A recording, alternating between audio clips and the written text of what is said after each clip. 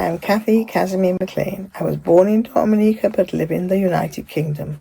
I am the author of Black Man Listen, a biography of the life of my grandfather, Ralph Casimir, who was a political activist and campaigner from 1919 to the mid-1950s.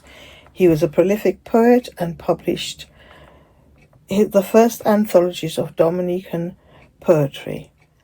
I am also the author of a short story featured in Montage Domnik, and I also write poetry. I am going to read to you an extract from Black Man Listen, which focuses on Casimir's poetic and literary career. In the literary history of Dominica, Ralph Casimir numbers among the generation of writers who were born on this small and little-known island at the turn of the 20th century. They include Jean Rhys, Phyllis Shand Alfrey, and Daniel Talley. Unlike Casimir, all three were from well-known affluent families. It is unsurprising, then, that their careers followed different paths. Even so, just as he did, they remained profoundly marked by the social history of their home island at a specific moment in time. While it is unlikely that Rhys would have known Casimir as she left the island some years before his arrival in Rosa from St. Joseph, we do know that in his later years, Alfrey became a friend and confidant, and that much earlier, Talley, who had wrote in French, had contributed to the anthologies of Dominican verse compiled and edited by Casimir. Ralph Casimir was a determined man who believed that against all odds, ordinary Dominicans could be writers and poets. His efforts in this were recognized and appreciated both in Dominica, in the wider Caribbean, and the USA. It is in this respect that Alec Lazar, Dominican writer and former leading civil servant, referred to Casimir as the grandfather of Dominican literature. Alwyn Bully, former chief cultural officer of Dominica, has also described him to me as the pioneer of Dominican literature. With a passion for the printed word and books in particular, he wrote poetry almost compulsively. He was an editor, a journalist, a book seller, a book collector, and critic. Casimir's schooling would have exposed him to the works of English poets.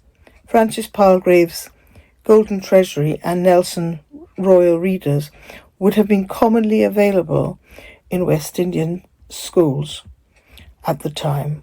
It was a key pedagogical device for school students to be expected to memorize and recite poetry from such textbooks. In this way, pupils were introduced to Shakespeare, Milton, and the British Romantic poets. For Casimir, this fostered a deep appreciation of the English poetic canon, its forms and conventions. Although his formal education may have ended at an early age, he took every opportunity open to him to further his own education. Through self-education, he became a knowledgeable man.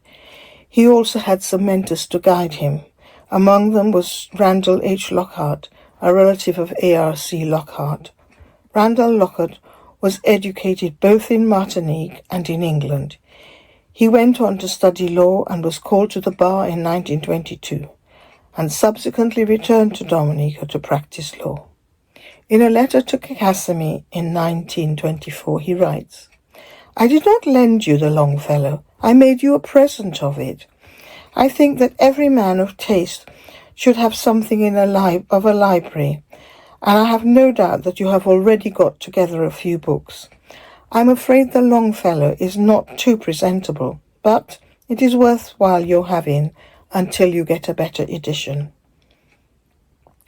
Lockhart offers some Shakespeare plays of which he has duplicates to enrich Ralph's poetical feeling.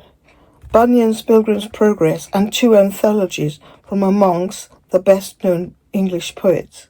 He also offers to go through some of Casimir's poems and give some help with rhymes, as he thinks that Casimir needs guidance with that aspect of his work. "I will go through them, and work the imperfect rhymes.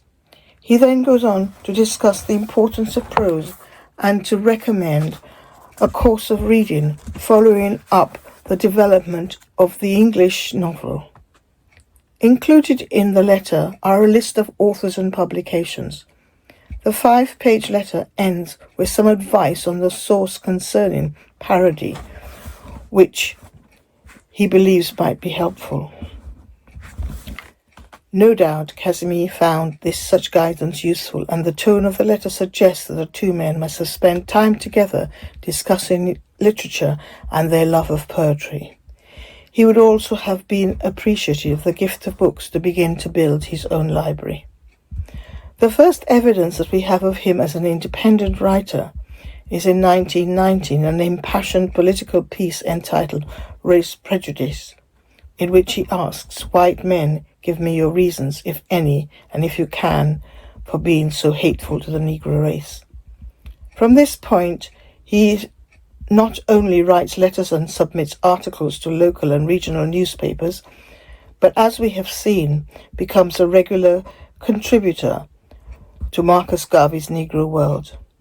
It is likely that he was inspired to try his hand at poetry through the influence of this newspaper. The Negro World was much more than just an organ for the rallying cry of the UNIA.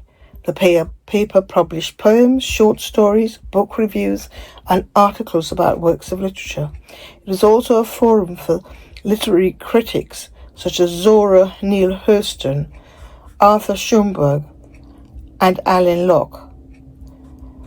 Who were well-known figures who wrote for it regularly. It was also a space for aspiring writers such as Casimir from the African diaspora, where they could publish their work. The Negro World ran literary competitions, and readers were encouraged to send in essays, short stories, and poems. The judges, Garvey himself and William Ferris, a Yale graduate and author, who was literary editor of the newspaper, were insistent on the importance of literary excellence when awarding prizes. This plethora of black writers of the time, through the medium of the Negro World, helped to usher in the Harlem Renaissance of the 1920s with an unparalleled promotion of African-conscious literary activity. Garvey defined the aesthetic of this literary offensive in his essay on African fundamentalism. In this manifesto, Garvey established the philosophical foundations of his work, in which the first principle was rooted in the dignity of Africans and New World Africans. This was founded on his belief in God and the people of African descent as an expression of the divine, that could, out of our own creative genius, we make ourselves what we want to be. Casimir's writings for the Negro World would have placed him at the hub of black literary life at the time, despite his geographical isolation. Indeed, Tony Martin, the Trinidadian-born scholar of African studies who died in 2013, described him as being one of the most prolific Negro World poets. Casimir produced and published poetry for more than 7 decades, from 1919 to 1995, both locally and internationally, sometimes writing under the pseudonym of Civis Africanus.